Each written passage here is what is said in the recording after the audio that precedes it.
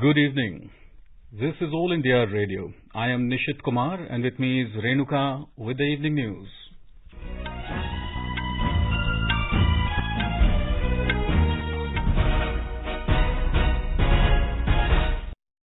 The headlines. India's ace grappler Ravi Dahia creates history, clinches silver medal in 57 category of wrestling. Men's hockey team snatched bronze medal beating mighty Germany by 5-4. Greetings pouring on the medal winners from every nook and corner of the country. Prime Minister says nation is proud of them and their success inspires India. Both the Houses of Parliament witness repeated adjournments over Pegasus issue and the farm bills adjourned for the day. Prime Minister Narendra Modi says country is giving a tough fight to the pandemic. India crosses another milestone in COVID-19 vaccination drive, crosses 49 crore mark, recovery rate stands at 97.37%. The Bombay High Court asks Maharashtra government to issue vaccination card to allow fully vaccinated people to travel in local trains. Assam and Mizoram decide to maintain peace in the interstate border areas, welcome deployment of neutral forces by the centre. India summons Shahs d'Affaires of Pakistan to lodge firm protest over violent mob attack on a temple. And Thailand bans sunscreens from all its marine national parks over the damage to corals.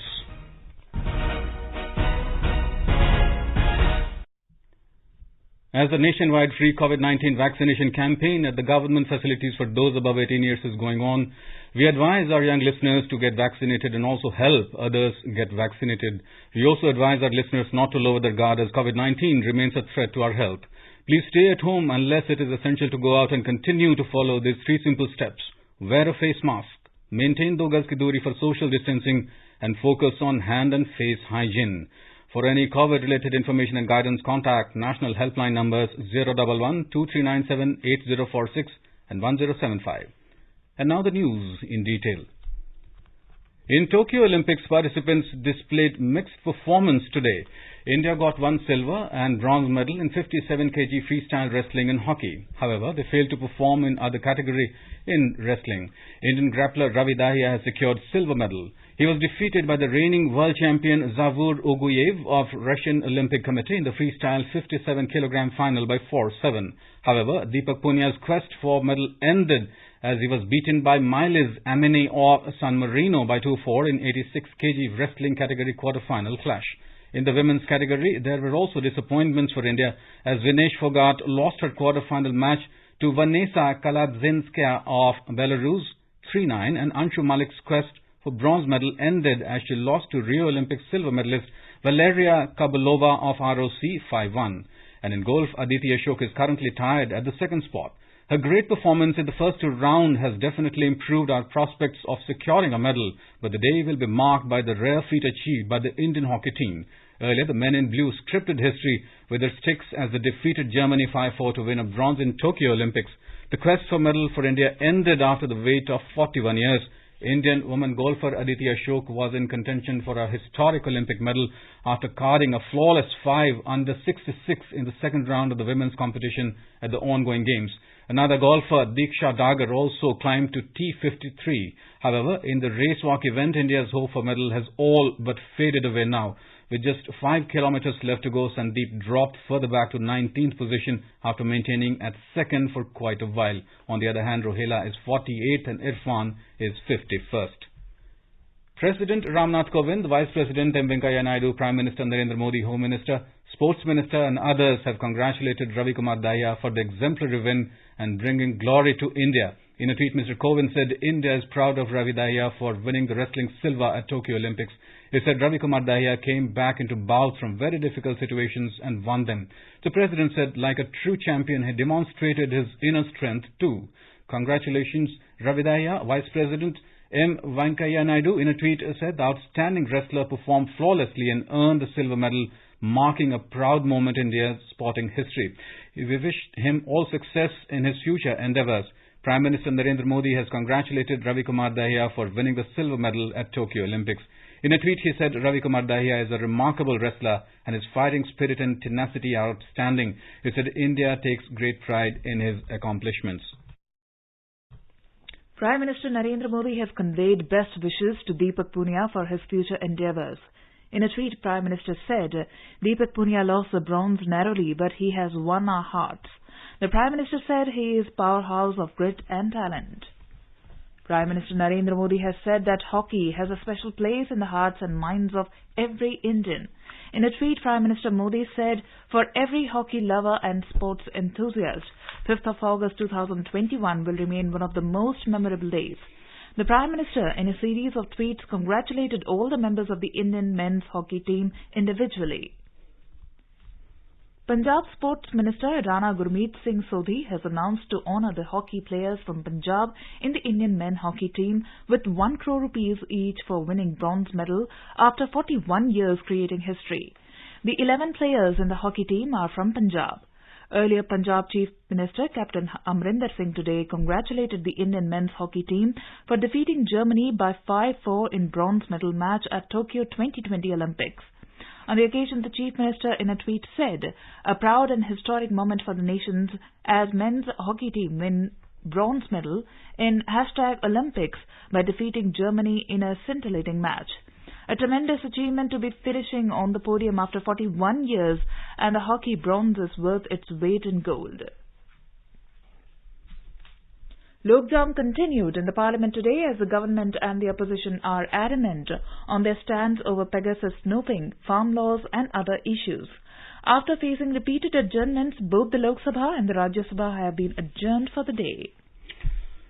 Prime Minister Narendra Modi today said that the country's economy is now moving forward and there are clear indications which show that the country is giving a tough fight to the pandemic. Interacting with the beneficiaries of the Pradhan Mantri Garib Kalyan Anna Yojana in Uttar Pradesh through video conferencing today, the Prime Minister said that amidst the pandemic, our export is at an all-time high after independence in a single month and there is record GST collections. Prime Minister said that we are now in the list of top 10 countries in terms of agriculture exports. He said the government is working to provide benefits to all. हमारी सरकार का प्रयास है कि हर वर्ग को बिना किसी भेदभाव के योजनाओं का लाभ मिले। योजनाओं का लाभ लेने में ये देखना गलत है कि कौन किस वर्ग का है। यही वजह है कि हमारी सरकार ने सामान्य वर्ग के गरीबों के लिए 10% आरक्षण की पहल की और इसका लाभ आज देश के लाखों सामान्य वर्ग के गरीब उठा रहे हैं। Taking a dig at the ongoing ruckus in the Parliament, the Prime Minister said that just because of their political interest, the opposition is disrespecting the Parliament continuously. He said that the Parliament cannot become hostage of such people. The Prime Minister said that while the country was making new records, these people were busy blocking the Parliament. He said that the new India is not worried about the post but busy in winning medals. Speaking on the vaccination, the Prime Minister said, क्या कुछ लोग तो समझाते होंगे कि टीका नहीं लगवाना चाहिए, ये हो जाता है, वो हो जाता है। आपके साथ ऐसा तो नहीं किया ना किसी ने? नहीं हमने के टीका लग गई बा। अच्छा, कोनो परेशानी नहीं है। अमलावती जी, आप जैसी जागरूक महिलाओं के चलते ही कोरोना से देश लड़ाई लड़ पा रहा है। आपने वैक्सीन भी लगवा ली है। मेरा आपसे आग्रह है कि अपने आसपास ज्यादा से ज्यादा बहनों को टीकाकरण के लिए प्रोत्साहित करिए, आप उनको समझाइए। आप जैसी बहनों को दिक्कत ना हो, इस पर सरकार विशेष ध्यान दे रही है। Criticizing the opposition parties of Uttar Pradesh, Prime Minister Narendra Modi said that they were only interested in the development of their own family and that is why Uttar Pradesh was left in the race of development and only known for its political significance. Now UP has become the center of the country and many big companies are eager to come to the state. The Prime Minister also interacted with the beneficiaries of the scheme from various districts of the state. Uttar Pradesh celebrated Pradhan Mantri Garib Kalyan Yojana Day today. The function is being organized as Anna Mahotsav and the address of Prime Minister was telecast live at all the PDA shops of the state. State-level function was organized in Ayodhya where Chief Minister of Uttar Pradesh Yogi Adityanath was present. External Affairs Ministry summoned Pakistan chargé d'affaires and lodged a firm protest expressing grave concerns at the incident of violent mob attack on a Ganesh temple in Rahim Yar Khan in Punjab, Pakistan. India has called upon Pakistan to ensure the safety, security and well-being of its minority communities. Replying to a media query, Ministry spokesperson Arindam Bagchi said incidents of violence, discrimination and persecutions against the minority communities, including attacks on places of worship, have continued unabated in Pakistan. Within the last year itself, various temples and gurudwaras have been attacked, including the Mata Rani Bhatiyani Mandir in Sindh in January last year. Gurudwara Shri Janam Sthan in January last year, a Hindu temple in Karak in Khyber Pakhtunkhwa in December 2020. The spokesperson said these incidents are occurring at an alarming rate while the state and security institutions in Pakistan have stood by idly and completely failed in preventing these attacks on the minority communities and their places of worship. Replying to another query, the spokesperson said External Affairs Minister Dr. S. Jaishankar is currently in Tehran to represent India at the swearing-in ceremony of Pak President-elect Ibrahim Raisi.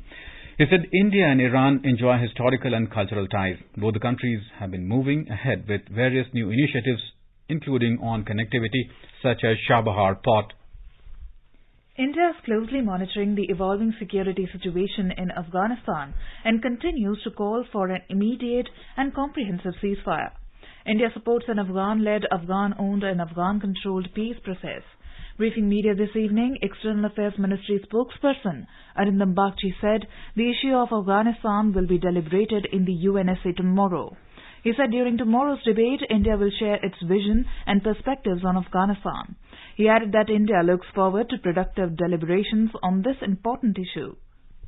India has been supporting the government and people of Afghanistan in realizing their aspirations for a peaceful, democratic and prosperous future, where the interests of all sections of Afghan society, including women and minorities, are protected. We are closely monitoring the evolving security situation in Afghanistan, and we continue to call for an immediate and comprehensive ceasefire. We also, of course, support an Afghan-led, Afghan-owned and Afghan-controlled peace process. Tony Abbott, the special envoy of Australian Prime Minister Scott Morrison, today met Prime Minister Narendra Modi in New Delhi.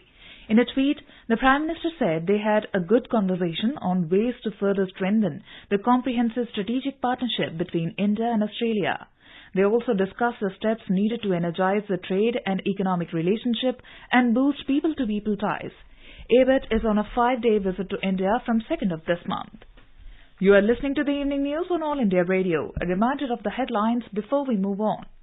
India's ace grappler Ravi Kumar Dahia creates history, clinches silver medal in 57 category of wrestling. Men's hockey team snatched bronze medal beating mighty Germany by 5-4.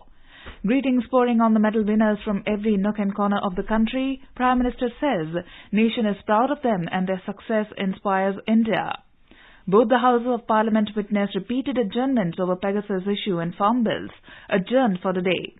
Prime Minister Narendra Modi says country is giving a tough fight to the pandemic. India crosses another milestone in COVID-19 vaccination drive, crosses 49 crore mark. Recovery rate stands at 97.37%. Bombay High Court asks Maharashtra government to issue vaccination card to allow fully vaccinated people to travel in local trains. Assam and Mizoram decide to maintain peace in interstate border areas, welcome deployment of neutral forces by the centre. India summoned Shah d'Affaires to Pakistan to lodge firm protest over a violent mob attack on a temple. And Thailand banned sunscreens from all its marine national parks over the damage to corals. For quick news updates, round the clock follow us on Twitter at AIR News Alerts. चलो मिलकर एक शुरुआत करें, चलो एक फैसला आज करें, मास्क नहीं तो टोकेंगे, कोरोना को रोकेंगे, चलो एक इरादा करते हैं, चलो कुछ वादा करते हैं, मास्क नहीं तो टोकेंगे, कोरोना को रोकेंगे. Welcome back to the Evening News. Assam and Mizoram have decided to maintain peace in the interstate border areas and also welcome the deployment of neutral force by the centre. Both the states agreed not to send their forest and police forces for patrolling, domination and enforcement to any of the areas where conflict has taken place recently. The decision was taken during the visit of two ministers of Assam, Atul Bora and Ashok Singhal, to Aizawl today. The Assam government withdrew the travel advisory which imposed ban on visiting of Assam people to Mizoram. Bihar Chief Minister Nitish Kumar today made an aerial survey of flood-affected areas of the state today to assess the damage caused by prevailing floods. The Chief Minister made an aerial survey of Patna, Nalanda, Gaya and Jahanabad. After the survey, he held a review meeting with the district magistrates of affected districts and instructed them to provide the necessary support to the affected people without any delay. India has crossed yet another milestone in the COVID vaccination drive as the total vaccination coverage has crossed 49 crore mark today. The Union Health Ministry has termed it India's landmark achievement in the fight against COVID-19. The recovery rate is currently at 97.37%. Bombay High Court has asked the Maharashtra government to consider issuing a vaccination card to allow fully inoculated people to travel in local trains, stating that it is a matter of livelihood of poor people who cannot afford to spend too much on travel. A bench of Chief Justice Dipankar Datta and Justice G.S. Kulkarni suggested that the state must form a special committee to look into the woes of the commuters. Stating that one cannot compare Mumbai to other metro cities, the court said the Maharashtra government must constitute an expert administrative body to look into citizens' grievances. In the Union Territory of Jammu and Kashmir, Bharatiya Janata Party today celebrated the second anniversary of the abrogation of Article 370 and 35A. In Jammu, the Bharatiya Janata Yuva Morcha took out Tiranga rally, which was followed by flag-hoisting program at the statue of Maharaja Hari Singh. Speaking on the occasion, Bharatiya Janata Yuva Morcha State President Arun Prabhat said that August 5th is a historic day for Jammu and Kashmir, as on this day Article 370 was scrapped by Prime Minister Narendra Modi-led BJP government. Reports of celebration have come from Poonch, Doda, Udhampur, Vijaypur and other parts of Jammu division. Besides, the West Pakistani refugees also celebrated the second anniversary of the abrogation at the head office of West Pakistani Refugee Action Committee. The nation is celebrating Azadi Ka Amrit Mahotsav to commemorate the 75th anniversary of India's independence. A series of events are being organized to mark the occasion. The Mahotsav will be celebrated as a Jan Utsav in the spirit of Jan Bhagidari. Talking to AIR News, Member Secretary of IGNCA, Dr. Sachidananda Joshi said IGNCA is organizing events to celebrate the contribution of freedom fighters, unsung heroes and the grit of the Indian people. Azadi Ka Amrit Mahotsav has been conceived as a 75 weeks program which started from 12th of March, which was the day when Dandi Satyagraha started and Prime Minister addressed function at Gujarat. So from that day, IGNCA has started doing the events. We have chalked out a detailed calendar which celebrates the freedom fighters, which celebrate the places which are there, which celebrates the unsung heroes and which also celebrates the grit and the determination of Indian people. Thailand has banned sunscreens containing chemicals that damage coral from all of its marine national parks. Concerns are growing that lotions tourists use for sun protection are harming slow-growing corals. The Thai Department of Conservation said 4 ingredients commonly found in sunscreens were shown to destroy coral larvae, obstruct coral reproduction and cause reef bleaching. Anyone flouting the ban can be fined up to 100,000 baht. However, officials have not said how they plan to enforce the new rule.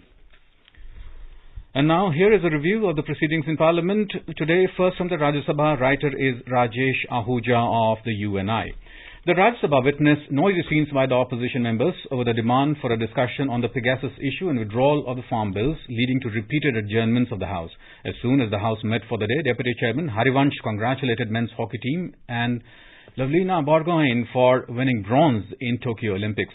He also lauded Odisha Chief Minister Naveen Patnaik for sponsoring hockey teams in both the categories. The Rajya Sabha also acknowledged the achievements of men's hockey team and Lavlina Borgohain by thumping desks. A suspended member of the All India Trinamool Congress came into the Rajya Sabha gallery and broke a glass panel. Mr. Harivansh said that a security personnel of Parliament got injured in the scuffle with the MP. This is highly deplorable conduct by a member of the Rajya Sabha, the chair observed. Shukhendu Shekhar Roy of the TMC intervening on behalf of his colleague said. Leader of the House, Piyush Goyal, said that as per the convention, a suspended member cannot return to the House. To this, the leader of opposition, Mallikarjun Kharge, said there was nothing undemocratic in the act. Following noisy scenes, Deputy Chairman adjourned the House till 11:30 a.m. When the House resumed, the opposition continued with the protest. Bhuvaneshwar Kalita, who was in the chair, adjourned the House till 12 noon. Deputy Leader and Minister Mukhtar Abbas Naqvi said violence against staff of the Rajya Sabha was unacceptable. Amid the noisy scenes by opposition, Deputy Chairman called for the question hour. In response to a question on demand to include Tamil as a compulsory language in Kendriya Vidyalaya curriculums, Minister of State for Education Annapurna Devi said that the latest system now includes all Indian languages. With the noisy scenes continuing, the chair adjourned the House till 2 p.m. When the House met at 2 p.m., the chair called for taking up the Constitution Scheduled Tribes Order Amendment Bill 2021 for consideration. Amid the noisy scenes, Tribal Affairs Minister Arjun Munda moved the motion for consideration of the bill, which seeks to amend the constitutional list of scheduled tribes as recommended by Arunachal Pradesh. Participating in the discussion, Dr. Banda Prakash of Telangana Rashtra Samiti urged the government to include communities recommended by the state government in the scheduled tribes list. M. Tambidurai of the AIADMK said the recommendation by the Tamil Nadu government for some communities to be included in the scheduled tribes list is still pending. During the debate, some opposition members sought to raise the issue of farmers' agitation, which was disallowed by the chair.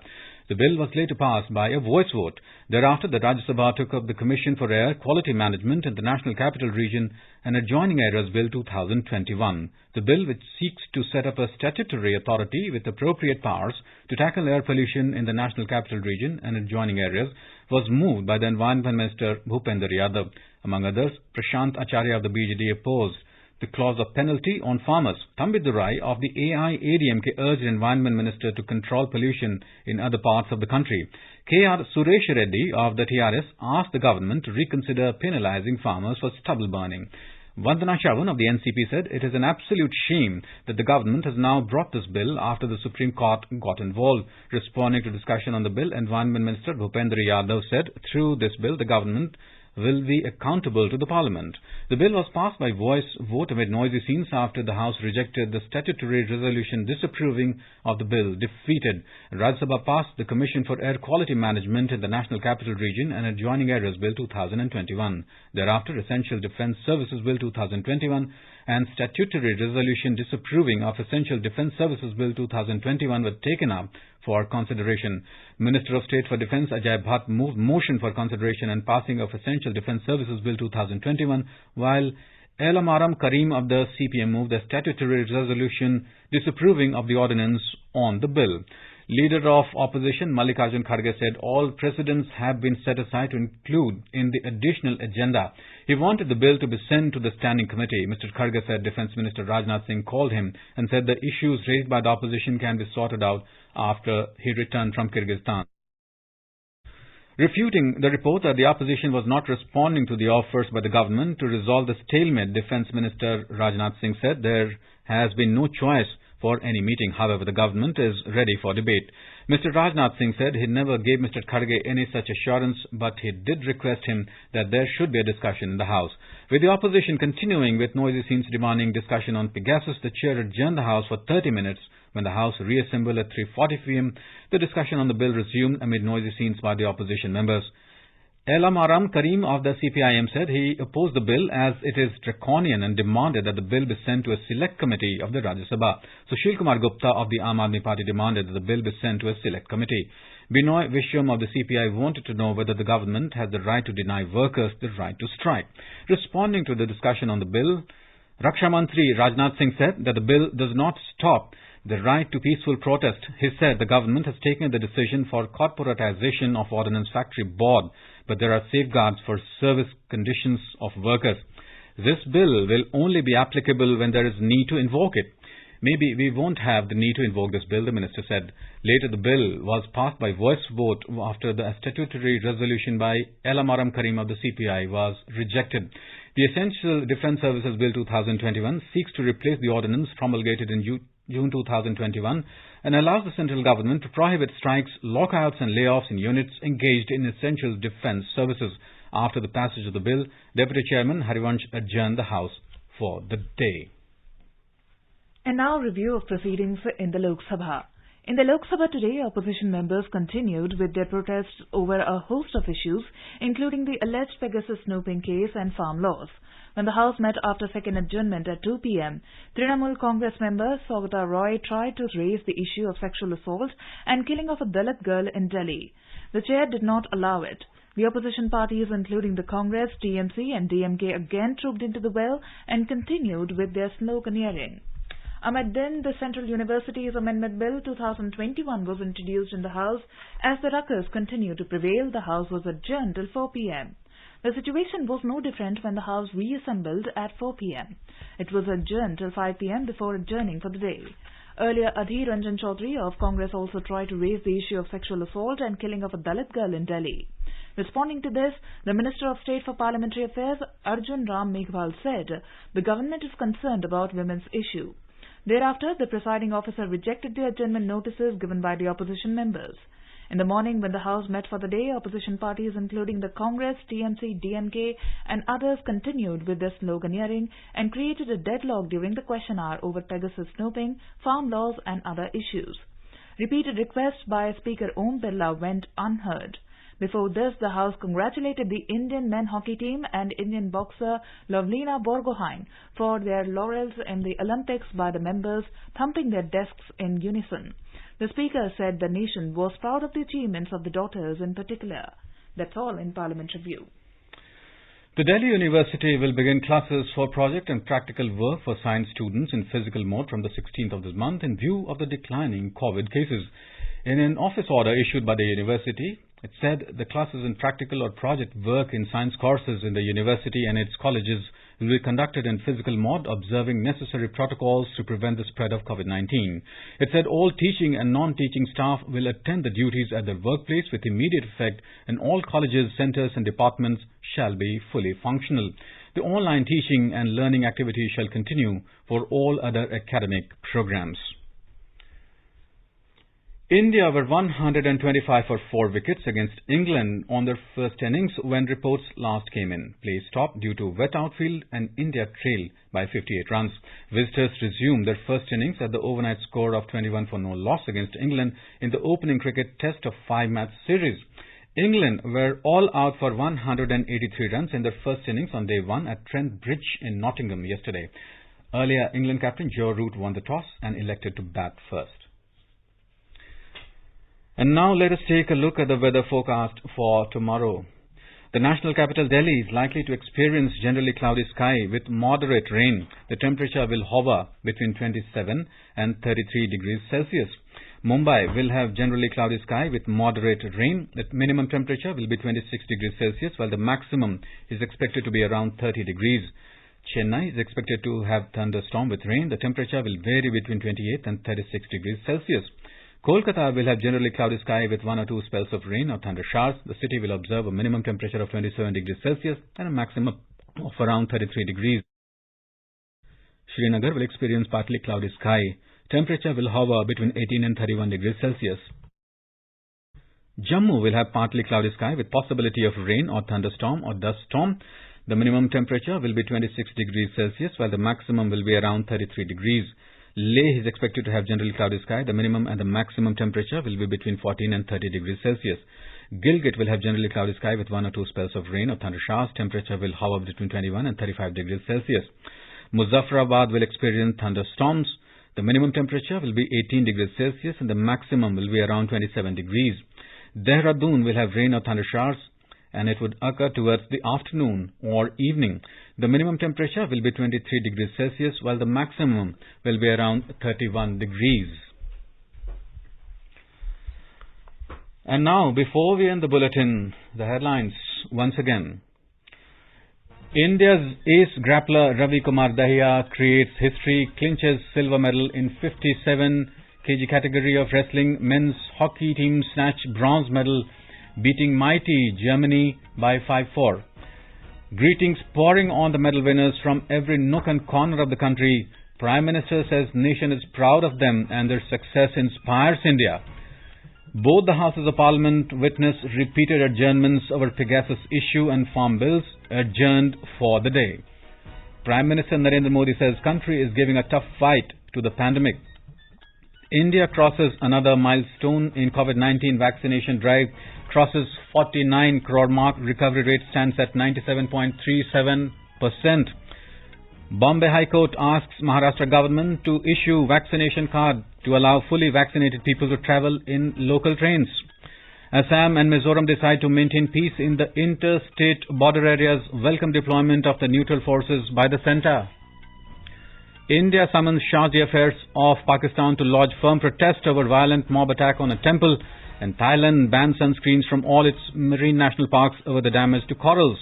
For details of these stories and more, log on to our website newsonair.com and News on AIR app. And with that, we end the evening news. Good night.